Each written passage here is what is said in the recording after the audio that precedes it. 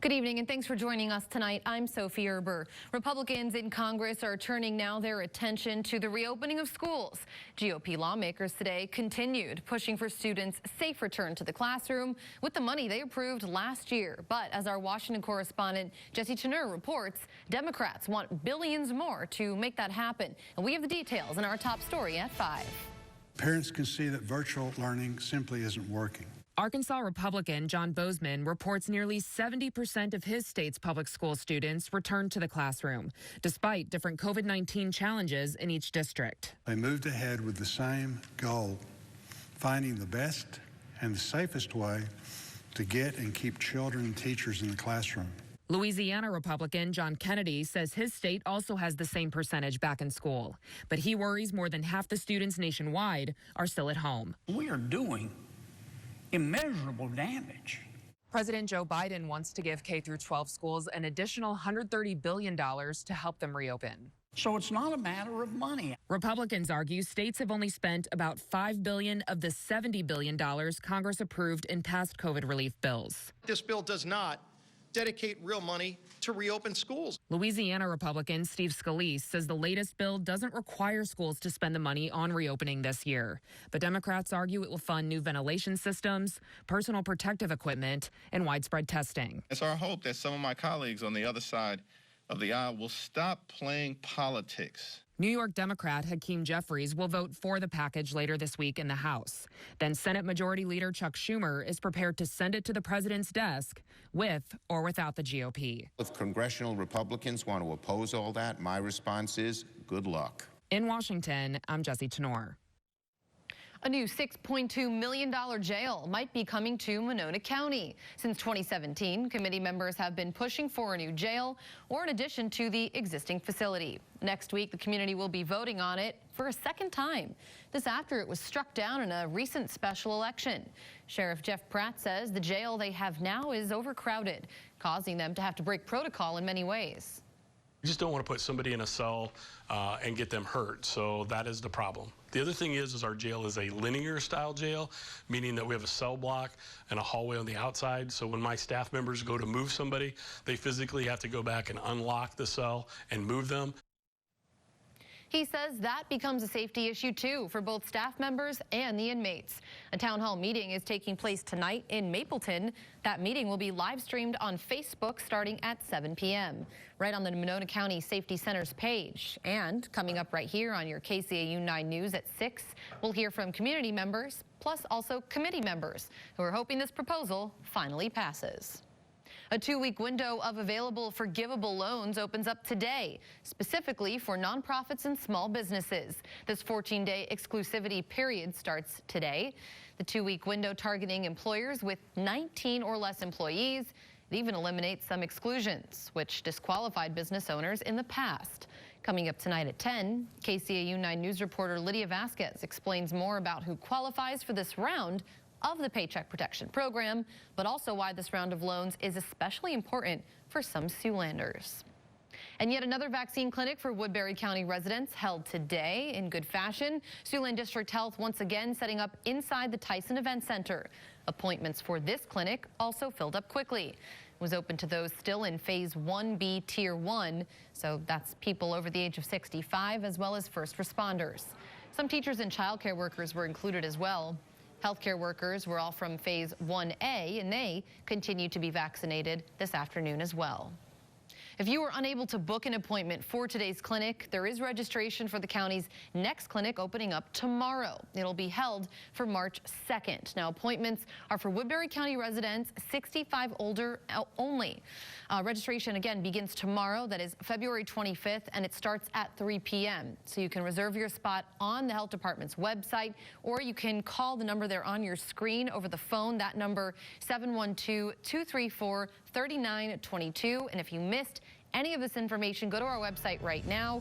It's all there posted on SiouxlandProud.com. A third brand of COVID-19 vaccine might be available in just a few weeks. The FDA staffers find the Johnson & Johnson COVID-19 vaccine effective and safe to use, and they endorsed it immediately for emergency use. This one's a single-shot vaccine. An independent panel of advisors meets in just 2 days to discuss usage. The FDA is not required to go along with advisors' recommendations, but often does. Johnson & Johnson says it would be able to provide 20 million shots by the end of March, with an additional 100 million doses over the summer months. Well, it's time tonight for our first check on the weather. Meteorologist Marcus Beasley standing by. And Marcus, compared to where we were a week ago, about a 60-degree temperature swing, kind of feels like summer. That's right. It definitely feels pretty nice outside, and we'll continue to see these nice temperatures for the foreseeable future. So some good news there. Again, today reaching up into the 40s. A high temperature there around 43 in Sioux City today, 42 in Wayne, 44 in Norfolk, a high of 38 in Cherokee and 36 in Storm Lake. So again, a little bit cooler to the east, but overall throughout Siouxland, temperatures fairly consistent throughout the whole region.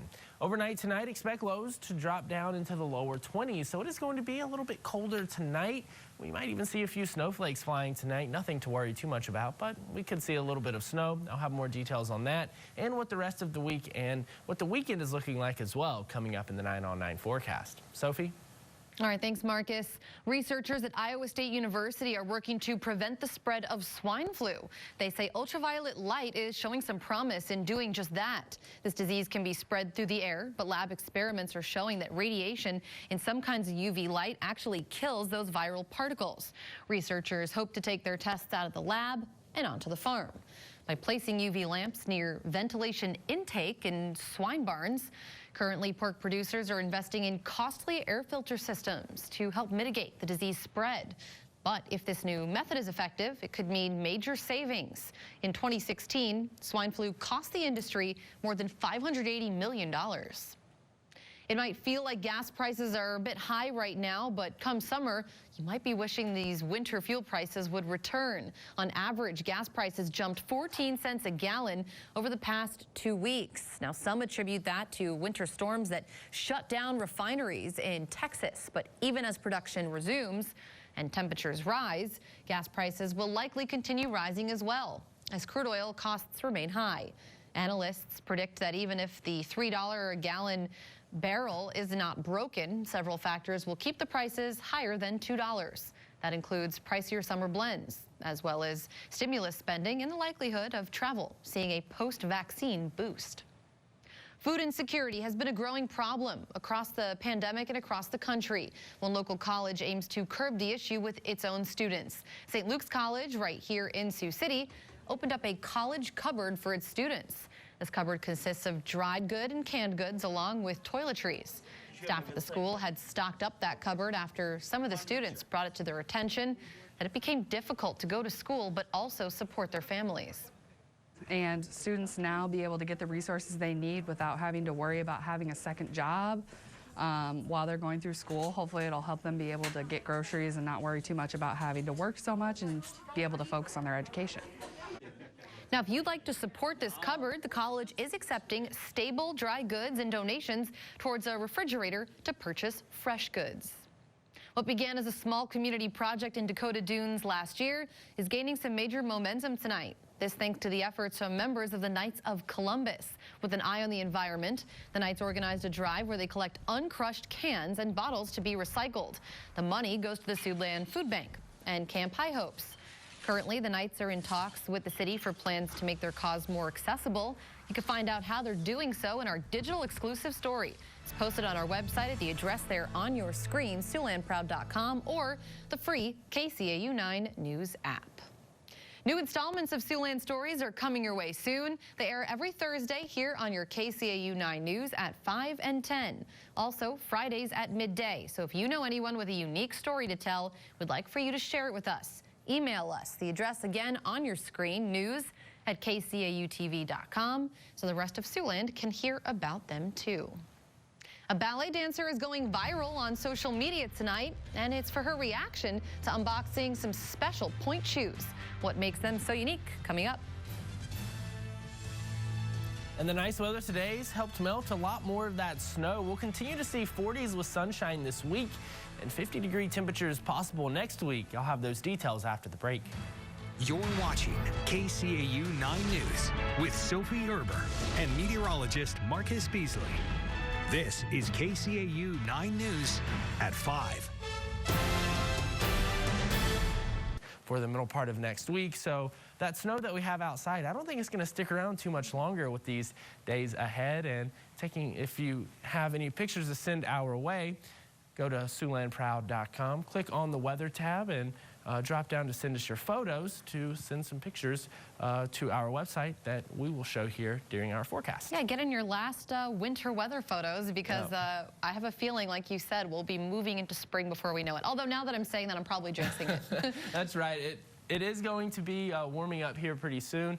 It does look like we're going to see those temperatures in the 50s next week, which is something to look forward to. I think we're going to begin to see some springtime pictures soon, hopefully some flowers. No complaints from me. All right, thanks a lot, Marcus. Well, February is still Black History Month, and today we're taking a look at how one community is honoring African-American veterans specifically, how they're shining a light on otherwise unsung heroes. That story coming up. But first, not all ballet shoes are created equal. That leaves ballerinas of color in an awkward position by receiving shoes that match their skin tone out of the box is so meaningful.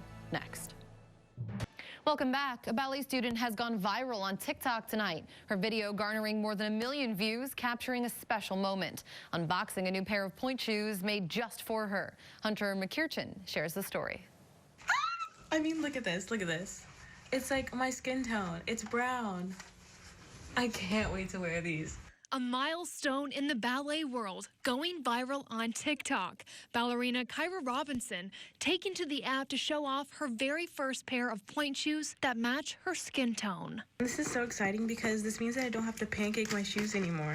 For the last 12 years, Robinson has sponged her shoes with foundation, the tedious process the only option for ballerinas of color, as up until now, pointe shoes only came in pink. I think that diversity is super important, and the ballet world needs to, recognize that and start making progress and do more to include people of color and, brown ballerinas. She wanted to share with the world her excitement about the revolutionary moment, but she had no idea the impact it would make. I did not think that it would blow up. I didn't expect that at all. Robinson says her TikTok has brought on a whole new level of attention as she now often gets recognized around campus and even while on the go. Plus, it's opened up another very exciting opportunity with the brand Suffolk, who created the pointe shoes. We're planning on doing a photo shoot together.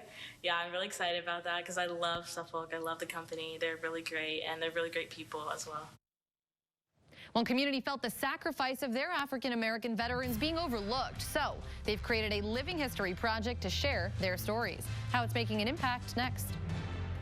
From the Veterans Day Parade to memorials all across the country, the sacrifice of African-American soldiers in particular has been largely ignored. Anthony Bailey shows us how one group is taking some steps to change that. For veteran Ronald Vance, serving in the military was a way of life.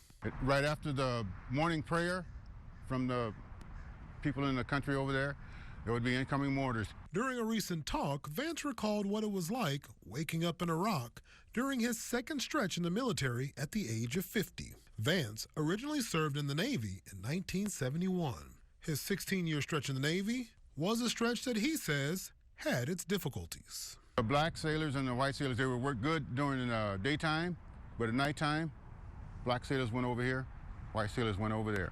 Once discharged, he noticed the issue around race continued around the lack of recognition of veterans in Southwest Fresno, many of who were black. I always heard about this parade, Veterans Day Parade. Didn't get to be in that parade until like 2008. On one unsuspecting day, that would all change. Coming out of the Boys and Girls Club wearing a Vietnam vet's hat, Vance recalls being approached by a lady named Lisa Daniels. I have nothing to say. 20 minutes later, I hear laughing. Like, what are you laughing at? She said, I thought you had nothing to say. Daniels is the executive director of Unsung Heroes Living History Project. The group highlights the service of African-American veterans. Daniels, who lives in the Sacramento area, graduated from Roosevelt High School and spoke about the lack of stories of black soldiers. I wanted to learn more about blacks in the military and couldn't find anything. An interest taken up after learning her grandmother was a riveter on the Franklin Roosevelt, which blew my mind because she raised me. Recognizing that black soldiers' sacrifices outpaced their recognition. It was a problem that community leader Maxie Parks also shared. It can go all the way back to the Civil War. We have made contributions in the military. So why aren't we given the opportunity to recognize those persons who have made those sacrifices? Unsung Heroes Fresno was born. We thank them for their service. Taking a live look outside right now on this beautiful night. Marcus returns with one more check on your forecast on the other side of this break. Before we wrap up here at 5, let's check in first with Tim for what's coming up at 6. Hi, Tim. Hey, good afternoon, Sophie. As you mentioned a bit earlier, a new $6.2 million jail is up for debate in Monona County in these days. And we'll take a look, I should say, at what folks there are saying. Our Mallory Smith was in Ottawa today, and we'll share reaction from voters. Meanwhile, Ames police say alcohol played a part in the recent death of an Iowa State University student found dead in the parking lot of her sorority. Hypothermia is also listed on the police report. And a movie set that was set and filmed in Iowa has wrapped up now. The story features the new Providence girls basketball team. We'll share reaction from locals who are already looking forward to the premiere. That's coming up after World News Tonight. I'm sure they are. It's pretty cool. We'll have to check it out here too, Tim. And one more check on our beautiful forecast. You can see again, we're being treated to a sunny night. Yeah, really beautiful evening here throughout Siouxland. So if you have the time to get outside, go ahead and get out there. And here's a picture sent to us from Malia and Rimpson of a gorgeous sunset there. Thanks for sharing that, and thank you for joining us. Join us again at 6. Good night.